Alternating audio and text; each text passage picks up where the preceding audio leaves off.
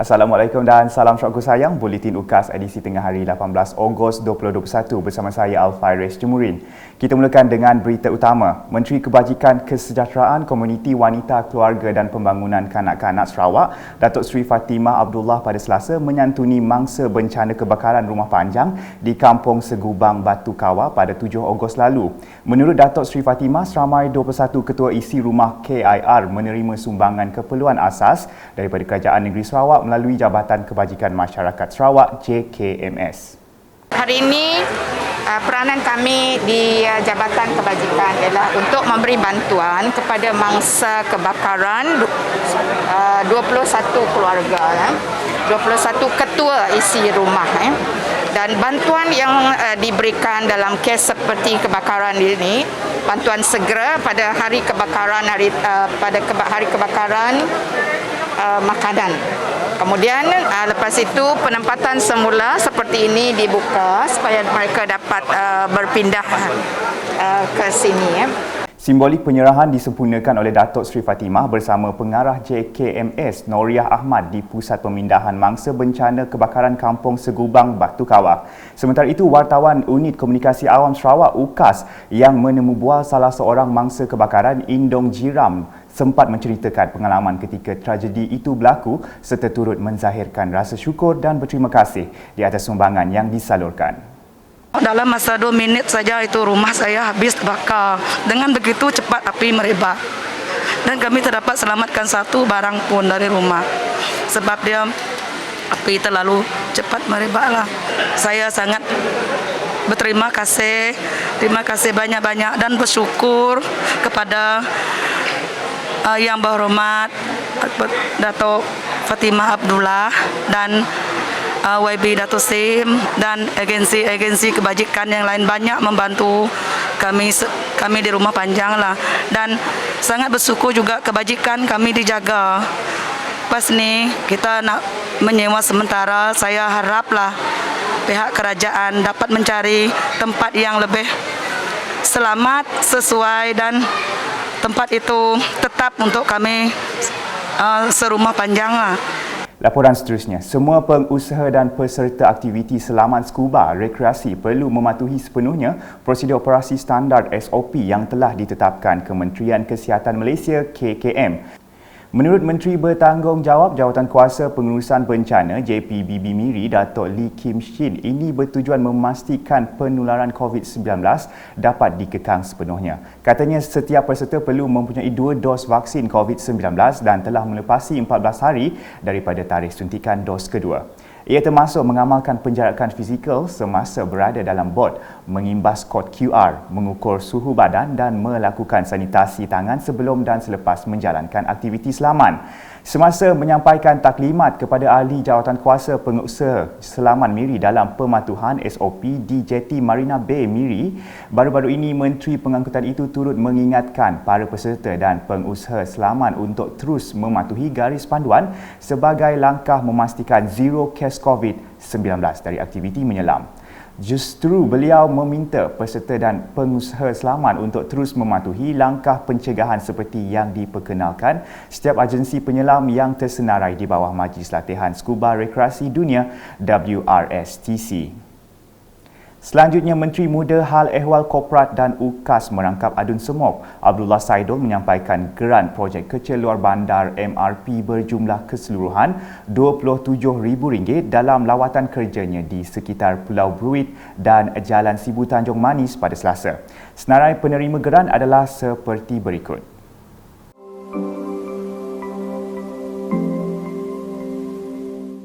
Abdullah turut menyerahkan sumbangan berjumlah RM1,807 dari Jawatankuasa Surau Al-Baqiyatus Solehat, Perkampungan Bomba, Kuching dan RM1,000 sumbangan pemilik syarikat SES Persona kepada Jawatankuasa Masjid Al-Amin Kampung Semok. Selain itu, beliau turut menyampaikan insentif pendidikan kepada 2 pelajar yang akan melanjutkan pelajaran ke institusi pendidikan tinggi iaitu Nur Syuhayah Taubi dari Kampung Kut dan Putri Hakimah Balkisi Ismaili dari Kampung Bruit.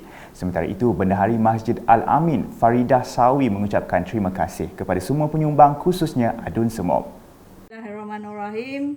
Saya selaku Bendahari mewakili EJK Masjid Darul Al-Amin mengucapkan berbanyak-banyak terima kasih kepada Yang Berhormat Abdullah Saidol di atas sumbangan yang telah diberikan.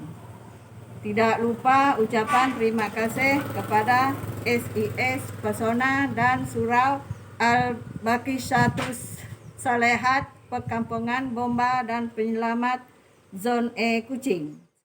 Berikut pula di Miri, Setiausaha Kerajaan Sarawak Dato' Amar Jaul Samion telah mempengerusikan mesyuarat khas lawatan tapak projek transformasi luar bandar RTP bahagian Miri yang diadakan di Pejabat Presiden di bahagian Miri pada Selasa.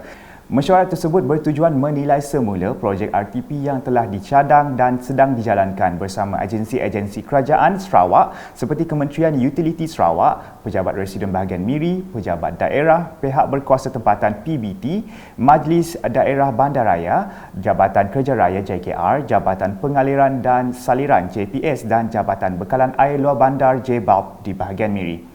Berpandukan Pekeliling nombor 14/2020 garis panduan baharu pengurusan dan pelaksanaan RTP pada 24 Julai 2020, semua pelaksanaan projek RTP perlu disemak dan dipantau secara bulanan untuk memastikan projek RTP yang diluluskan telah dilaksanakan sepenuhnya.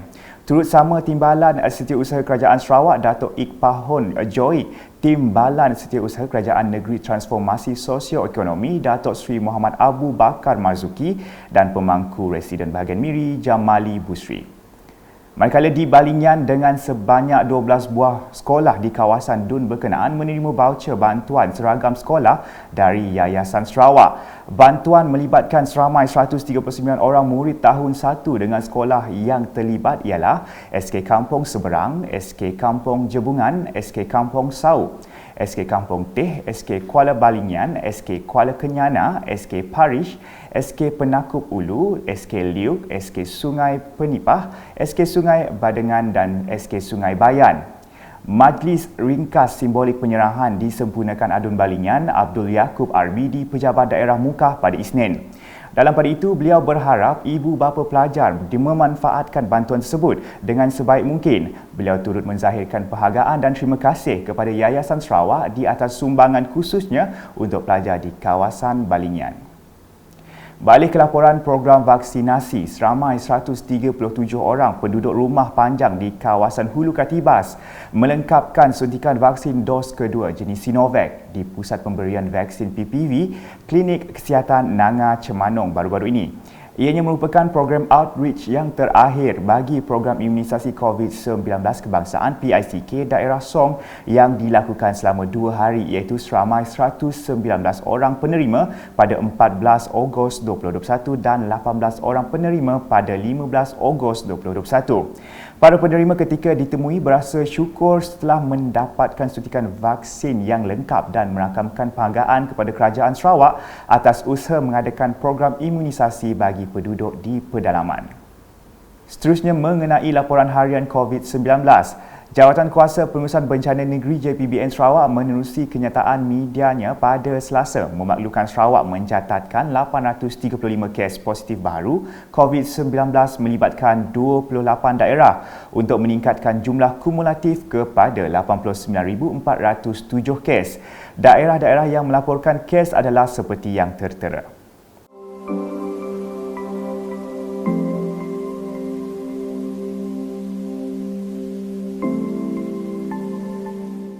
Turut dilaporkan 2 kes kematian baharu melibatkan lelaki berumur 79 tahun di Hospital Sibu dan wanita berumur 77 tahun di Hospital Umum Sarawak. Selain itu, daerah pusat telah bertukar ke status merah daripada jingga dan daerah Bukit Mabong telah bertukar ke status kuning daripada hijau. Dalam perkembangan sama, JPBN Sarawak mengisytiharkan 4 kluster baharu iaitu kluster Jalan Johari Sunam, Bintulu, kluster Jalan Lembah Hijau Miri, kluster Jalan Akses Sri Aman dan kluster Jalan Seringgok Bau. Manakala 2 kluster tamat iaitu kluster Temasaan, Terbeduk dan kluster Sungai Sengkabang Subis. Sementara itu, sebanyak 109 kluster masih aktif dan 14 kluster diisytiharkan mempunyai penambahan kes baru seperti tertera.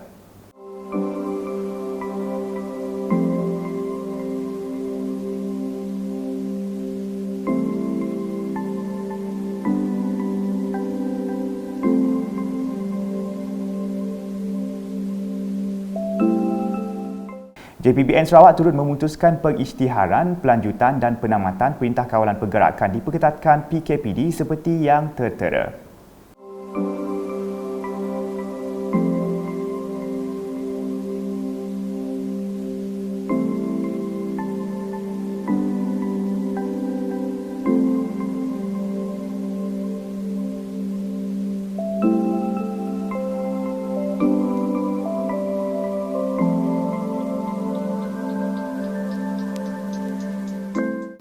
Sekian edisi Tengah Hari bersama saya Alfaris Jemuri dan kru penerbitan. Berita lebih lanjut boleh didapati di semua platform media sosial UKAS termasuk portal ukas.sarawak.gov.my dan pastikan anda subscribe UKAS channel di YouTube.